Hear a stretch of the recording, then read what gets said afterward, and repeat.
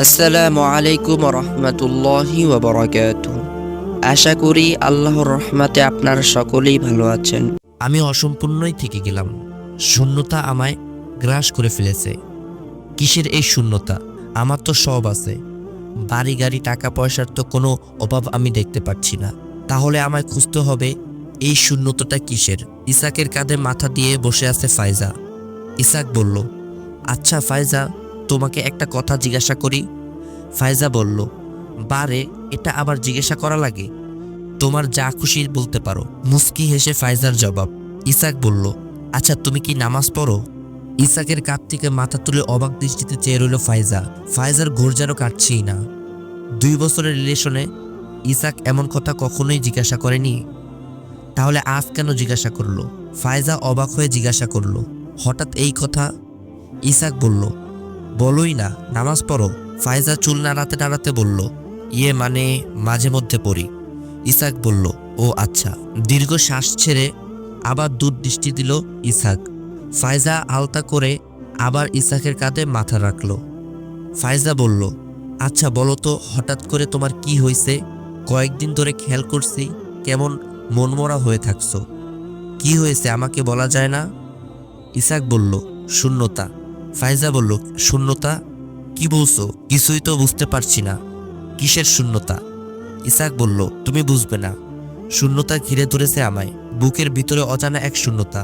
সব থেকেও কি যেন নেই আমার। ফাইজা বলল, কে বলল নেই? এটা তোমার মনের অযথা কল্পনা। তোমার পরিবার আছে, বাবা মা আছে, আর আমি তো আছেই। দেখো সবাই তো আছে, তাহলে আর কি নেই বলছো? ইসাক ফাইজার দিকে ফিরে একটা হাসি দিল।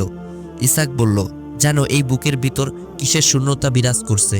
ফাইজা জিজ্ঞাসা দৃষ্টিতে তাকালো। ইসাক বলল, আল্লাহর সান্নিধ্য নেই, আর আল্লাহর সান্নিধ্য ছাড়া এই শূন্যতা পূর্ণ হবার নয়। ফাইজা ব্যবসাকে খেয়ে ইসাকের দিকে তাকিয়ে রইল। ইসাক দীর্ঘ শ্বাস ছেড়ে আবার বলে উঠল, জানো এই কথাটা আমায় কে বলেছে? ফাইজা বলল, কে বলেছে? ইসাক বলল, ইমন ভাইয়া। ফাইজা বিরক্ত প্রকাশ করল। ফাইজা বলল, ওই হুজুরটা বলেছে তোমায় এসব কথা? মুখে জঙ্গলির মতো দাঁড়িয়ে রেখে ঘুরে বেড়ায় আর মানুষদের নীতিবাক্য শোনাচ্ছে। ইসাক বলল, দেখো ফাইজা, উনি অনেক ভালো মানুষ, ওনার বিষয় এরকম বলো না। ফাইজা বলল, তোমার দেখি দরদ উতলিয়ে পড়ছে। কি হয় তোমার? উনি মায়ের পেটে ভাই নাকি অন্য কিছু? কিছুই তো হয় না তোমার। ইসাক বলল, দেখো উনি আমার মায়ের পেটের ভাই না হলেও উনি আমার প্রতিবেশী, আর আজ পর্যন্ত ওনাকে আমি কোনো খারাপ কাজে দেখিনি। ফাইজা বলল, তোমার কথা শেষ হলে আমি বলি। ইসাক চুপ করে রইল। ফাইজা বলল, তুমি আর ওই হুজুরটার ধারের কাছেও যাবা না, বলে দিলাম। ইসাক লম্বা করে একটা শ্বাস নিল। ফাইজা ইসাককে তার দিকে ঘুরিয়ে নিল। ফাইজা বলল, দেখো বাবু, আমার রাগ হয়েছিল, তাই এভাবে রিয়েক্ট করছিলাম। কি করব বলো?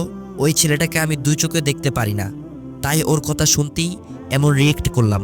দূর মসজিদ থেকে আজানের ধ্বনি ভেসে আসতে লাগলো। ইসাক ফাইজার থেকে নিজেকে সারিয়ে নিল। শান্ত দৃষ্টিতে ফাইজার দিকে চেয়ে বলল, আজান দিয়েছে, নামাজটা পড়ে নিও কেমন?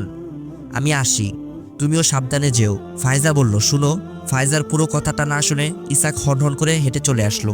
এদিকে ফাইজা রাগে ফুঁসতে লাগলো আর বিড়বিড় করে বলতে লাগলো, ওই হুজুরটার জন্যই এমন হচ্ছে, ওকে পেলে তো আমি। ইসাক আনমনে হাঁটতে লাগলো। ইদানিং কিছুতেই যেন মন বসছে না। ফাইজার সঙ্গটাও যেন বিরক্ত লাগছে ইসাকের কাছে। ইমনের কথাটি ইসাকের কানে বারবার বাজতে লাগলো। আল্লাহর সান্নিধ্য ছাড়া শূন্যতা পূর্ণ হবে না।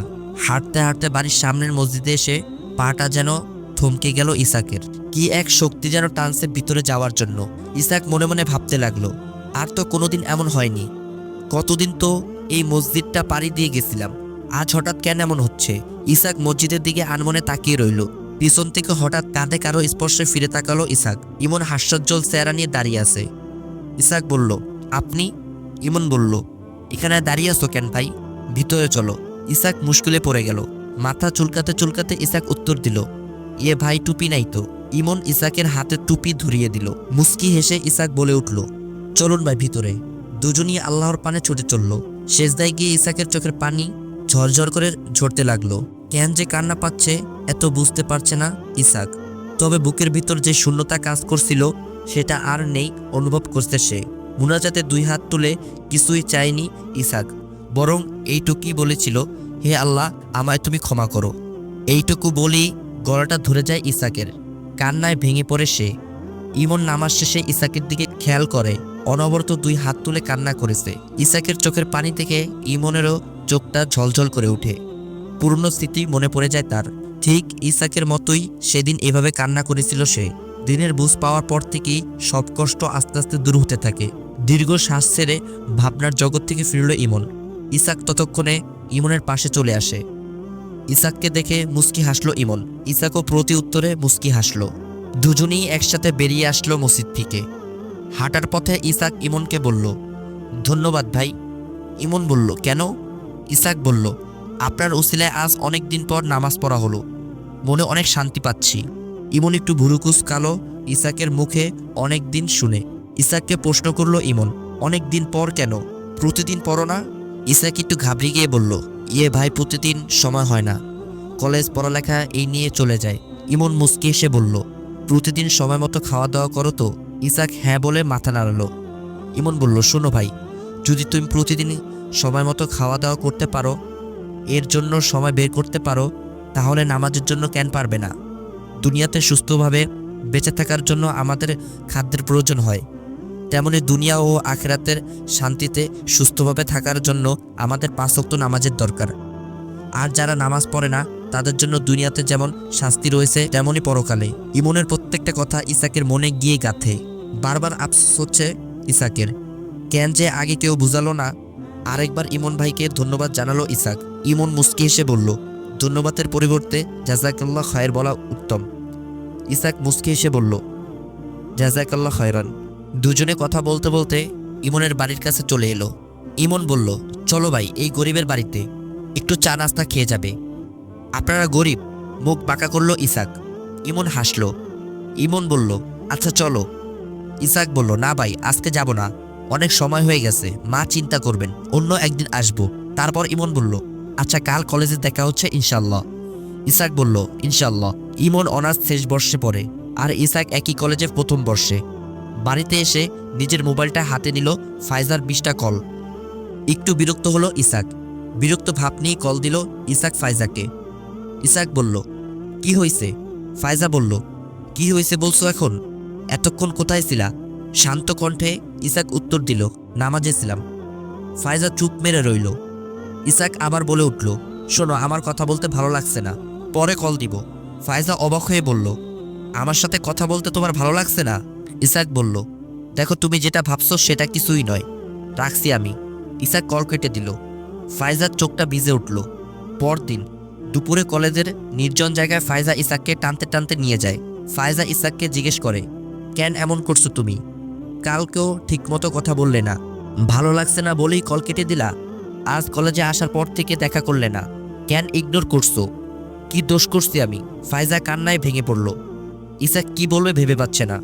সে নিজেও বুঝতে পারছে না কেন এমন হচ্ছে। ইসাকের চোখে জল চলে আসলো। ফাইজার কাছে গিয়ে চোখের জল মুছে দিল। অভিমান করে ফাইজা ইসাকের হাত সরিয়ে দিল। জোহরের আজান দিয়ে দিলে ইমন কলেজের ওই রাস্তা দিয়েই মসজিদে যাচ্ছিল। পথের মধ্যেই হঠাৎ ইসাক আর ফাইজাকে দেখল। মসজিদে গিয়ে ইমন ইসাককে কল দিল। ফোন বাজতেই ইসাকের হাত থেকে ফোন কেড়ে নিল ফাইজা। ফোনের স্ক্রিনে ইমনের নাম দেখতে পেয়ে বেশ রাগ হলো তার। ইসাক ফাইজার হাত থেকে ফোন নিয়ে রিসিভ করে আসছি বলে কেটে দেয় কল। ফাইজার সাথে আর কোনো কথা না বলে মসজিদে চলে যায়।